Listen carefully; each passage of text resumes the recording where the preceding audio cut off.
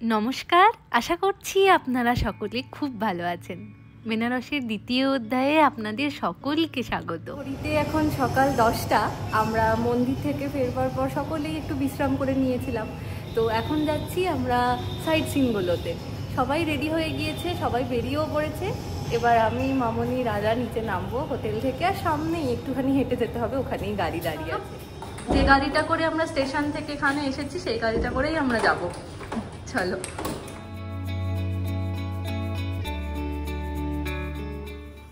আমরা রিক্সায় উঠে পড়েছি। এই প্রথমবার এরকম ধরনের রিক্সায় চাপলাম, যেদিকে সামনে দুজন আর এই পিছনে দুজন। এই যে মামনি, এদিকে মা তাকাও। আর একটা রিক্সায় বাকিরা আসছে। এখান থেকে একটুখানি রাস্তা যেতে হবে, তারপর আমরা গাড়িতে উঠবো, কারণ গাড়িটা তো বড় আর এখানে একটু ট্রাফিক হয়ে গিয়েছিল বলে গাড়িটা ঢুকতে পারে। আমরা রওনা দিয়ে দিয়েছি, সাইট সিন করতে যাবো এবার। সামনে বসেছে দাদা, মাঝখানে সিটে দাদার বাবা মা, আর এইদিকে মামনি, আর ওই যে মা।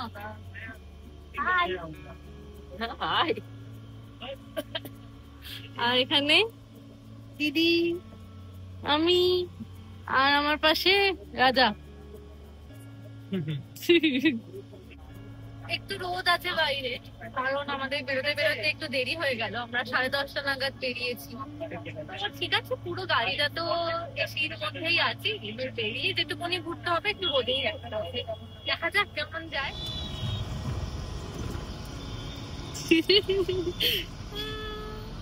এখানে একটা মেয়ে ঘুমোচ্ছি, বুঝলি কি করে? মামনি ঠান্ডা লাগছে তাই গলায় জড়িয়ে নিয়েছে। এখানে একটা ছেলে ঘুমোচ্ছে।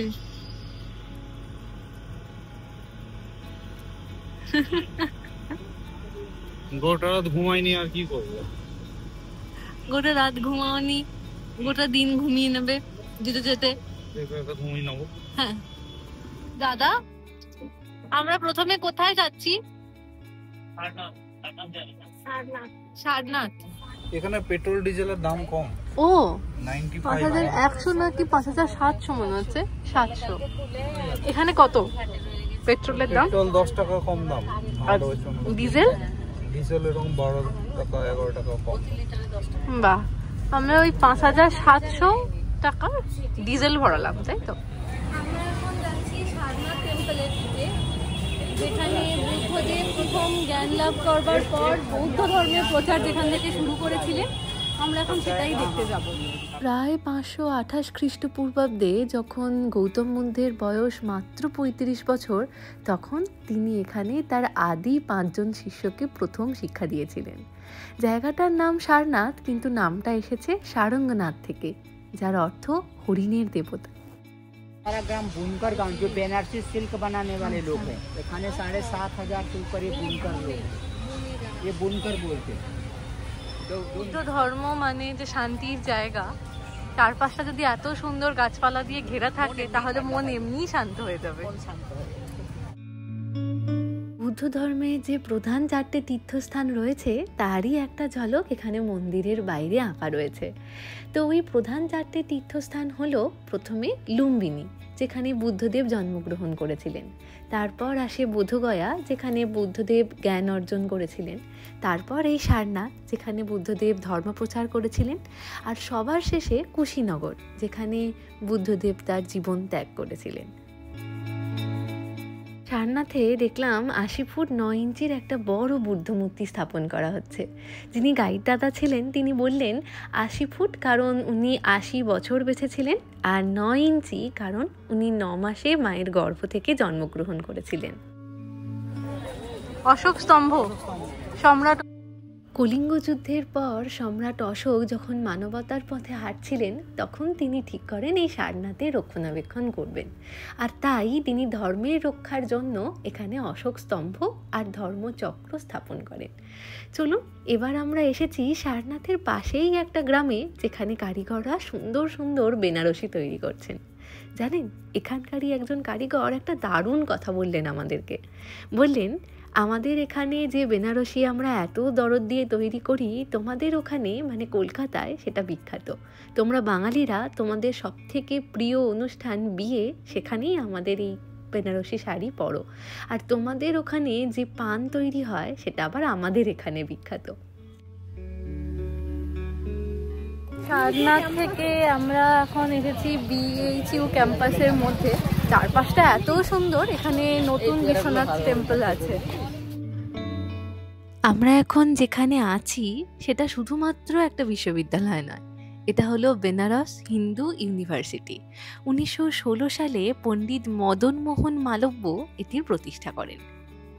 সারা বিশ্বে খুব কমই এমন বিশ্ববিদ্যালয় আছে যেখানে 1300 একরেরও বেশি বিশাল সবুজ ক্যাম্পাস, বিশাল লাইব্রেরি, মেডিকেল কলেজ, নানান ধরনের বিভাগ, তাছাড়াও একটা পবিত্র মন্দির রয়েছে। আমরা মন্দিরের মধ্যে ঢুকে গিয়েছি। এখানে কোনো এন্ট্রি ফি নেই, শুধুমাত্র জুতোটা খুলতে হলো মন্দিরের বাইরে।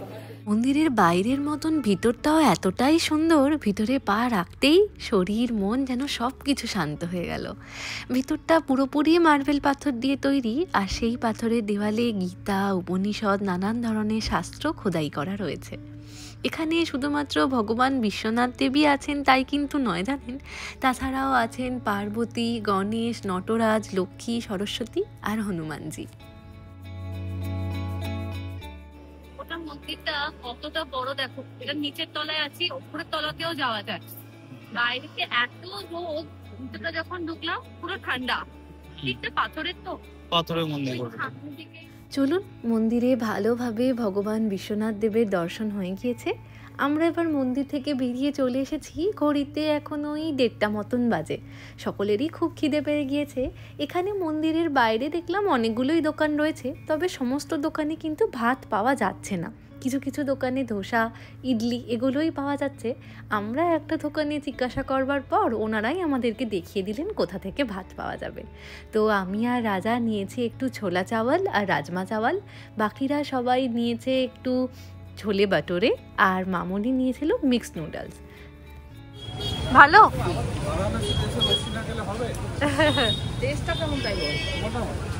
তাহলে কোল্ড কফি খাবো না। আসলে বেনারস ঘাটের ওখানকার লাস্সিগুলোই ভালো। চলুন, আমাদের খাওয়া দাওয়া শেষ। রাজা যেহেতু এখানকার লাস্সিটা মোটামুটি লেগেছে, তো সেই জন্য আমি আর মামনি ভাবলাম একটু কোল্ড কফি খাওয়া যাক। আর সত্যিই জানেন, এখানকার কোল্ড কফিটা দারুণ খেতে। তাছাড়াও দেখলাম নানান ধরনের শেকও পাওয়া যাচ্ছে। ওই মন্দিরের বাইরে যেখান থেকে আমরা অন্য খাবারগুলো খাচ্ছিলাম, সেইখানেই এই দোকানটাও রয়েছে। এটা BHU এর হস্টেল, ছাত্রাবাস।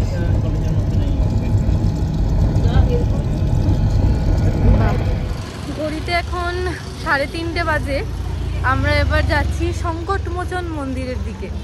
একটু আগেই গাড়িটা আমাদেরকে নামিয়ে দিল। এখান থেকে অল্প একটু রাস্তা হেঁটে যেতে হবে। এখন আমরা এসেছি দুর্গাকুণ্ডের সামনে। চলুন, ঘড়িতে এখন বিকেল 5টা। আমরা রওনা দিয়ে দিয়েছি ফেরার পথে। আমরা প্রথমেই গাড়ির থেকে নেমে যাচ্ছি ওশিঘাটের দিকে। এই ওশিঘাটকে শিবপুরাণ অনুযায়ী বলা হয় কাশীর দক্ষিণ দ্বার, মানে কাশীর প্রবেশদ্বার। এখান থেকে কোনো বোট বা ক্রুজ জাতীয় কিছু ভাড়া করে ভাবছি গঙ্গাটা একটু ঘুরে দেখব। অনেকেই আমাকে সাজেস্ট করেছিলেন যে বোটে বসে বা ক্রুজে বসে খুব ভালো গঙ্গা আরতি দেখতে পাওয়া যায়। আমরা এখন যে বোটটাতে আছি, এটাতে আমাদের মাথা পিছু পড়লো 300 টাকা করে। 400 বলছিল, হ্যাঁ 300 বলছিল। এছাড়াও আরো একটা বোট হয় যেগুলো ছোট বোট, ওগুলোতে মাথা পিছু 100 টাকা করে পড়ে। কিন্তু ব্যাপার হচ্ছে ডিফারেন্সটা, এটা 84টা ঘাট ঘোরাবে, ওটা 64টা ঘাট ঘোরাবে। এটা দূর থেকে আরতি দেখাবে, কিন্তু ওটা হচ্ছে আরতিটা দেখাবে না, জাস্ট ওই যখন আমরা ঘাটগুলো ঘুরবো তখন আমরা যেটুকুনি দেখতে পাবো সেটাই। আর ওটার একটা সুবিধা হচ্ছে আপনি যে ঘাটে নামতে চাইবেন ওটা সেই ঘাটেই নামাবে, কিন্তু এইটার হচ্ছে আপনি যেখান থেকে উঠলেন সেখানেই নামতে হবে।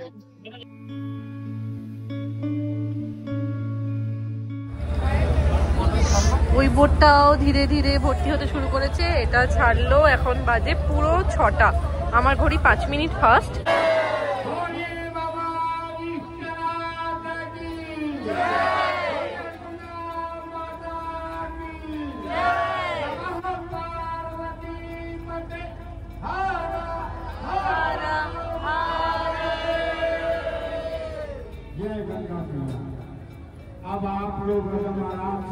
বেনারসে মোট 84টা ঘাট রয়েছে।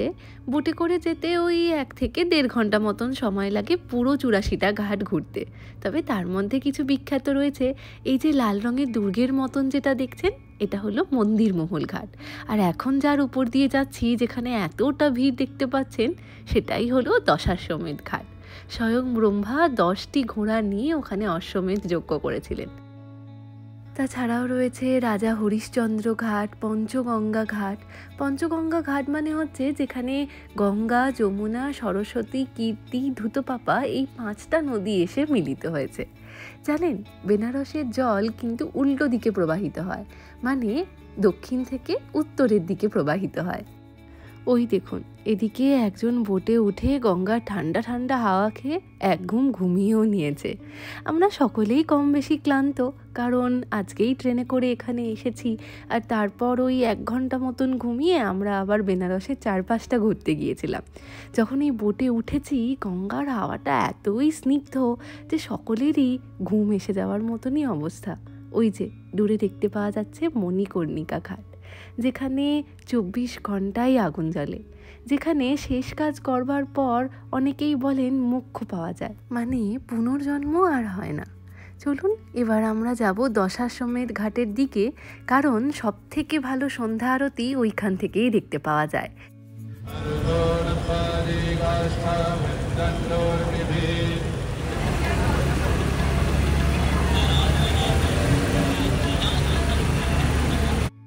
দশাশ্বমেধ ঘাটে কি হারে ভিড় হয়েছে দেখুন। তবে আমরা মনে হয় আসতে একটু দেরিই করে দিয়েছি জানেন, কারণ আমাদের আগে অনেকগুলো বোটের লাইন ছিল। তারই ফাঁক দিয়ে যতটা দেখা সম্ভব ততটাই দেখলাম। চলে এসেছি এখন আমরা অসিঘাটে। এখানে আরতি প্রায় শেষের পথে। সন্ধ্যা আরতির নিয়ম হচ্ছে, যখন গ্রীষ্মকাল থাকে তখন সন্ধে 7টার থেকে শুরু হয়, আর শীতকালে একটু আগিয়ে যায় সময়টা, মানে ওই সন্ধে 6টার থেকে শুরু হয়। চলুন আজকের দিনের মতন ঘোরাঘুরি শেষ। কয়েকটা প্রদীপ কিনেছিলাম, এগুলোকে মনস্কামনা জানিয়ে জলে দিয়ে আমরা ফিরবো হোটেলের দিকে। আমরা এসেছি এখন ডিনার করতে। আমার অবস্থা দেখুন, এক চোখে আইলাইনার রয়েছে, এক চোখে নেই। মানে হঠাৎ করে কি হয়েছে, আমরা যখন আরতি দেখে ফিরছিলাম তখন আমার খুবই অ্যালার্জির কারণে হাঁচি শুরু হয়ে যায়। তো এখন একটু ঠিক আছি। এই যে আমার সাথে মা এসেছে, আর এইদিকে দুজন আছে। আর এখন 9:30 বাজছে। বাকিরা তো বললো কিছু কেউ খাবে না, ঘরে যে সমস্ত খাবার আছে, চিড়ে ভাজা, চাল ভাজা, ওই সমস্তগুলোই খাবে। দিদির জন্য একটু খাবার নিয়ে যাব, আর আমরা এখান থেকে খেয়ে নেব। দাদা এদিকে ব্যস্ত কালকের প্ল্যানিং করবার জন্য। আজকে রাতের খাবারে আমরা বলেছি তন্দুরি রুটি, মাশরুম পনির আর মিক্স ভেজ। চলুন এবার তাড়াতাড়ি খেয়ে দিয়ে আমাদেরকে হোটেলেও ফিরতে হবে, কারণ কালকে খুব ভোরে উঠে আমরা আবার রওনা দেব আমাদের নেক্সট ডেস্টিনেশনের জন্য। আজকের ভিডিওটা তাহলে এখানেই শেষ করছি। খুব তাড়াতাড়ি এর পরের অধ্যায়টা নিয়ে আসব। ততক্ষণ আপনারা সকলে সুস্থ থাকবেন, সচেতন থাকবেন, আর সকলের খেয়াল রাখবেন। ভালো লাগলে ভিডিওটাকে একটা লাইক করতে পারেন।